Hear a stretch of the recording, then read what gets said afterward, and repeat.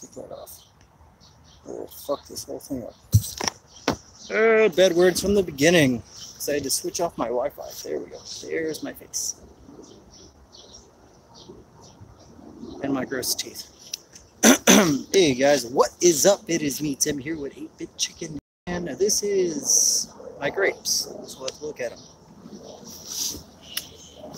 I just tied these up today to start training them. As you see, all the way down, they are doing mighty fine.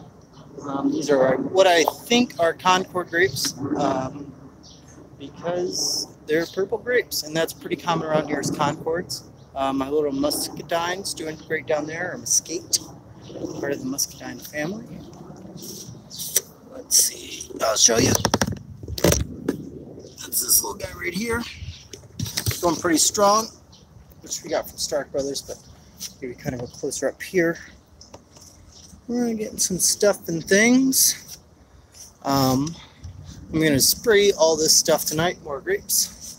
When I get off of this live, I'm going to spray it. I'm going to fertilize my garden because we're supposed to get a really good rain tonight. So I'm going to spray and fertilize. I'm trying a new fertilizer, same company. I used Neptune's Harvest last year. Their seaweed and fish emulsion, and had really, really good results with it. So now they have a newer product out called for fruit, vegetables and flowering, I believe is what it is. I should have brought it out here and I completely forgot. So I will be using that, and I think it changes from a, there's my face. It changes from a, I think it's a 231 to a 242. So we'll see how that works out. But we're going to go ahead and walk around the garden and show you things and things that are planting and how things are growing. And the hops are going buck wild. Buck wild. Kind of like my boy over there homing his sticks. He's always got crazy things going on. If you haven't seen his update on his rain barrel video, I think it came out about a week or two ago. Go check it out. That is a killer video. Homing the sticks. Rain barrel. Check it out. His rain barrel system is awesome, and I'm going to steal some ideas from him for my rain barrels. And here, Cascade hops creeping along. And as you see, this is about where they made it last year, and they stopped. So we're way ahead. They're growing really better, a lot better. Last year was the first year in that spot, so I kind of had assumed that they were going to do that good. But now this second year, they're growing like crazy. I keep piling compost on top of them, mixed in with some dirt, and they're doing wonderful. So they're getting feed. Rhubarb is getting nice. All right, let's see if I can get some light. Yeah, there we go. It's got a nice red color in there.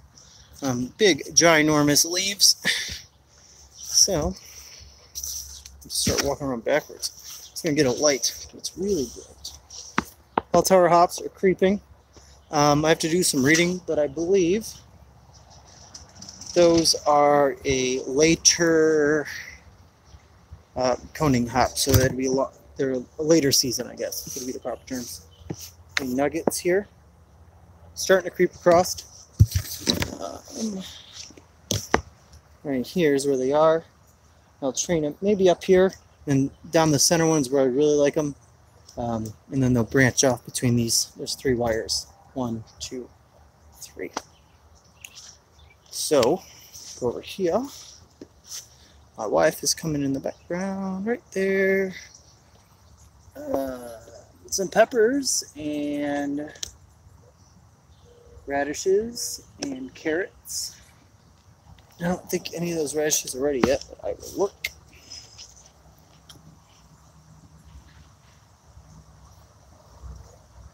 Does not look like it. Yes. The carrots are starting to really pop up here. Butternut squash was planted today. I brought fork to this area here. And this was all started in our basement. See this butternut squash? There's 4 of them. I broad forked a couple areas. This was one.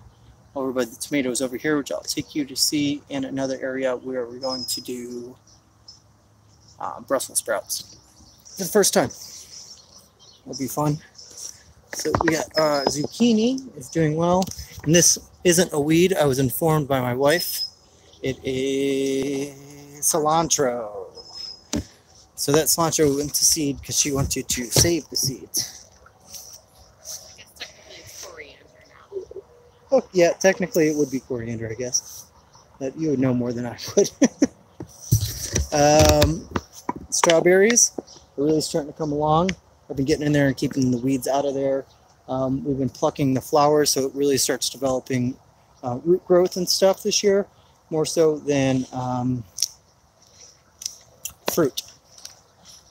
And we got a sucker right here. This guy's got to go. I got to go through these, start pinching suckers because it looks like we're getting there, but our tomatoes are flowering. Let's see, right. Yeah. Little cherry tomatoes.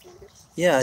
Oh, yep. And here's a couple little cherry tomatoes. Make sure you guys that are tuning in hit that like button because that is what keeps this going, and I really enjoy doing this. So, Tim, plants are looking good. Thanks, Steve. Right here is kidney beans, which we had planted last week. I believe I mentioned that in last week's video. And then peas.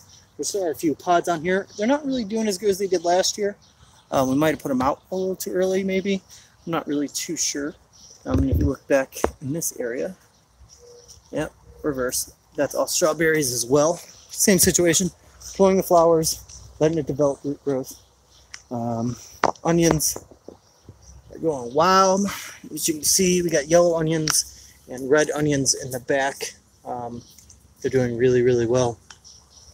Spinaches, greens, wife, thing in her hand. Cucumbers are in her hand, which are going over here, right? With these tomatoes? I'm going to put some in with the lettuce. Okay. And some over there. So there's that. More tomatoes. We're getting some flowers. This guy's looking sad. A little fertilizer should brighten him right up. We're starting a compost tea in this bucket. Also, we are, well, I am going to, because I'll be on vacation next week. I think there is a garter snake. Let's see if we can get it in here.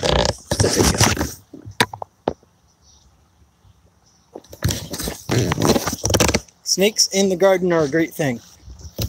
But next week I'll be on vacation, so I won't do a live video of my garden because I won't be here. So I'm going to do a video on how to make a automatic chicken feeder for under $10. So that's what I'm going to do. Automatic chicken feeder for under $10, like the one I have in my chicken coop. I'm going to show you the cherries. Got kind of a small crowd here today. These cherries are doing crazy. You see that bunch? Look at all that. The whole tree is like that. In here. So, there's that. Cherries are doing great. Garden's looking good. I'm going to fertilize it tonight. I'm going to try this new fertilizer. Like I said, I need to get a deep water tonight or tomorrow if it rains. We're supposed to get a bunch of rain, and we haven't been getting any rain. Barely little. It was supposed to rain all last week, and barely got anything. But now we're back by the apple tree, and we got apples. So I got to spray this guy tonight. This one here is, I'm concentrating on regrowth, and this stem here is going to be my new main support, and this big guy here is going to get cut off. Reason being, as you see if we got some good light. It's got fire blight. It looks like it's burnt, crisp, flaking off. That's fire blight. That's bad news bear stuff. So I'm trying to get rid of that. I sprayed the crap out of it this spring. But take care of that branch. I'm going to take care of a lot of this stuff up in the top because it's way too big for what it is. That tree does not need to be that big. And for those of you who are always wanting to see my chickens, and they are always sleeping. Da, da, da, dun, dun, da. There they are, the red stars, and then that is one of my Buff Orpingtons. The other one's still broody. I'm still trying to break her of that. Just it's a process of every day pulling her out and letting her get back in with these guys. We'll get there. She'll get there. It's just how it works. Yeah, these are these guys. They're great layers. Red stars, cinnamon girls. What else do they go by? Golden comets. Wonderful egg-laying chickens. They're bred to lay a lot of eggs. So if that's what you're looking for, these are great girls. And then the Buff Orpington, which is the lightest one, that's kind of in this front corner here. She's also a really good bird. They're really nice if you have kids. Your kids can walk right up to them and pick them up. They're great chickens. As you see here, here's the babies, which aren't so much babies anymore. They're probably going to go crazy when I open this. Something running into the woods. Back in there. So, and in here are 2 more buffs and 3 barred rocks. And I need to fix that hinge. Look at that. That just happened. But I'll turn this around so you guys can see them. You're looking at barred rocks are the black and whites, and your buffs are right here. The yellowish ones. I've had some barred rocks before and I really liked them.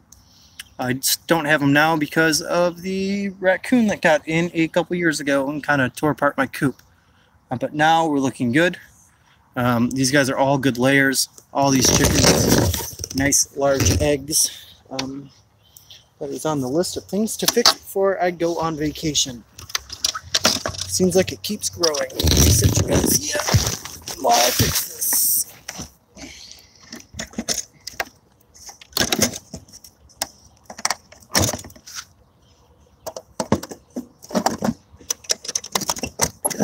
Okay. The screw must have just fell out. It's old plywood. Makes sense. It's going to happen. I'm going to show you the feeder if I can get to it.